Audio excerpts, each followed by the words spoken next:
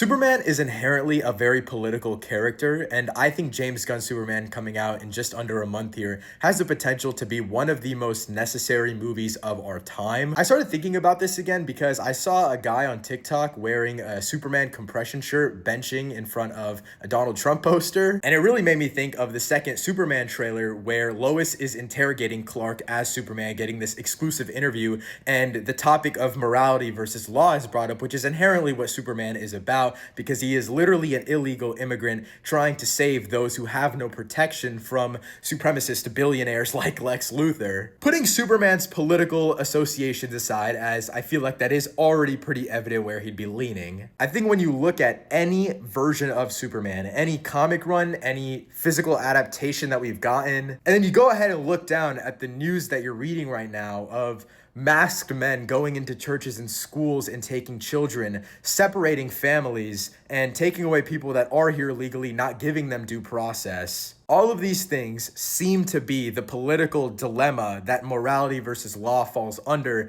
in the Superman movie. I think, yes, Superman is your ideal, tall, white, built, handsome man. But the way that James Gunn described why they ended up going with the trunks on the outside of the costume this time around with this adaptation made me realize that this film is truly going to be about morality versus law, in that Superman is an illegal immigrant and he is shooting lasers out of his eyes. He is flying. He has ice breath. All of these things that are naturally himself, he is changing so he feels more accepted in society. Thus, we get this very classic Clark Kent look. Of all people, this all-powerful being Superman has to make himself look less threatening so people actually accept him. I think that is a definition of understanding a character. I'm very excited for James Gunn's Superman. I know people want to say that this isn't political, that isn't political, but the best media that we've gotten recently fully dives into the modern scope of politics, and I think Superman, or I hope Superman, will do exactly that.